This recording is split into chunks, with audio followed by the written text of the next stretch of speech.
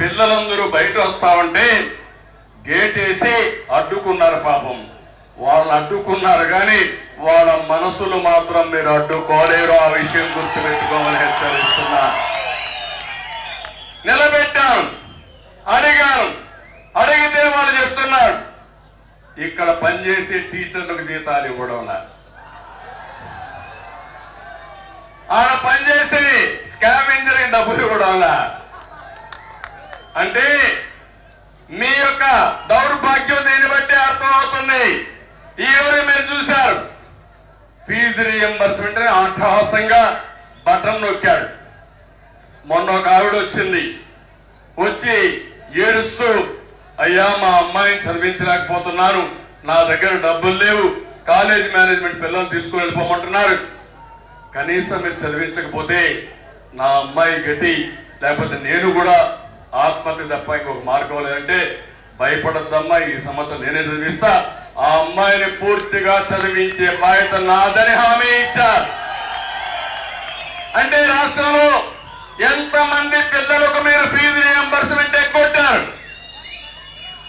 Button నొక్కడం ఎందుకు?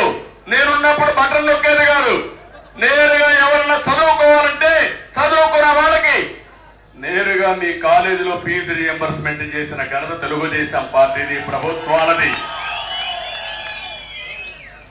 Button నొక్కుడు కార్యక్రమంతో బటన్ బుక్కుడు కార్యక్రమం స్టార్ట్ అయిపోయింది. నేను అడుగుతున్నా, ఎవరు పేపర్లు చూశారు ఫీజు రీఎంబర్స్మెంట్ కి సాక్షిలో ఫుల్ ఫీజు అడ్వర్టైజ్మెంట్ కావాలన్నా? ఎవడబ్బ సొమ్మిది? నీ నాన్న నీ జాగీరా ఇది? అంటే అడిగేవాడు లేడని, మీరు మోసపోతారని, పేదవాళ్ళని మోసం చేయడం కోసం ఇలాంటి తప్పుడు విధానాలు చేసే వ్యక్తుల్ని ఏమనాలో మీరే ఆలోచించమని నేను కోరుతున్నా. ఆదాయం మనకు కాదు, న్యాయపరంగా రావాల్సిన డబ్బులు కూడా సగం కొట్టేసి సగం అడ్వర్టైజ్మెంట్ ఇచ్చుకొని ఇష్టానుసారంగా దోచుకుని నేనేదో ప్రజలకు అది చేస్తున్నా ఇది చేస్తున్నానని నటించే పరిస్థితికి వచ్చారు. నేను ఒకటే మీ అందరినీ కోరుతున్నా, అందరూ మోసపోయాం, అందరూ నష్టపోయారు. మా పోలీసులు కూడా కనుక వాళ్ళు కూడా నష్టపోయారు. అందరికంటే ఎక్కువ బాధితులు వాళ్ళే. టీచర్లు, పోలీసులు, ఉద్యోగస్తులు, మా అంగన్వాడీ టీచర్లు అయితే రోడ్డు మీదనే ఉన్నారు, గురుకుల పాఠశాల టీచర్లు రోడ్డు మీదనే ఉన్నారు, పారిశుద్ధ కార్మికులు రోడ్డు మీదనే ఉన్నారు, ఆశా వర్కర్లు రోడ్డు మీదనే ఉన్నారు. ఎవరున్నారు ఇంట్లో? ఎవడూ లేదు.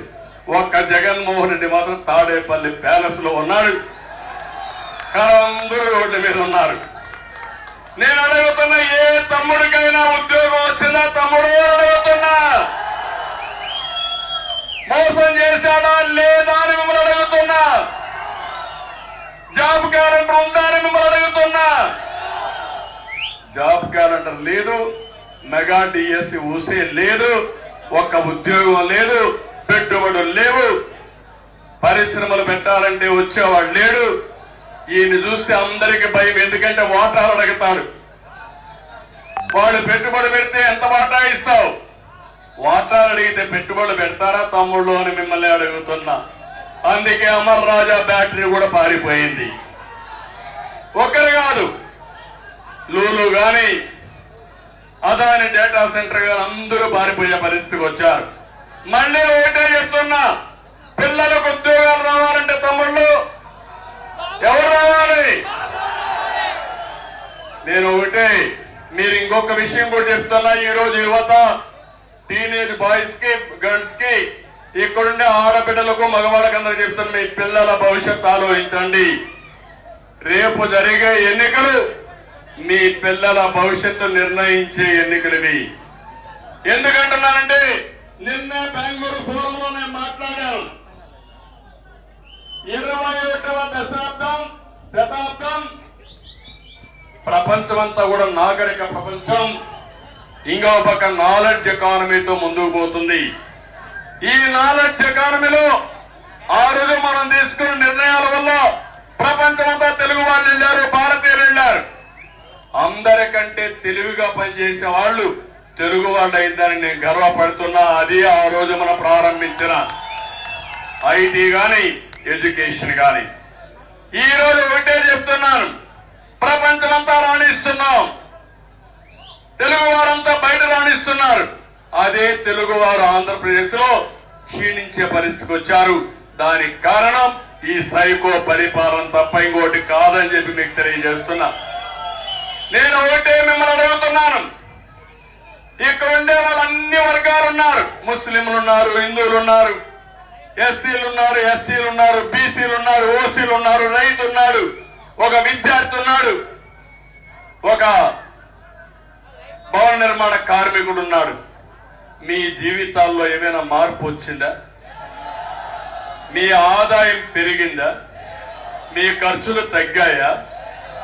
మరి బటన్ నొక్కుడు ఏమైంది? ఏమైందని అడుగుతున్నా. 10,000 రూపాయలు ఇచ్చి 1,00,000 రూపాయలు దోచేస్తే మీ జీవితాల్లో వెలుగు వస్తుందా తమ్ముళ్ళు? నేను అడుగుతున్నా. ఇది మోసమోనా కాదని అడుగుతున్నా. మొన్నటి వరకు తెలంగాణ కంటే బాగా ఇస్తాం, మీకేం కావాలో ఇస్తామని చెప్పి అంగన్వాడీకి ఇప్పుడు అంటున్నారు మేము ఎప్పుడు ఆ మాటే మాట్లాడలేదని. మా తమ్ముడు అంటున్నాడు నేను బూతులు తిట్టలేకపోతున్నా.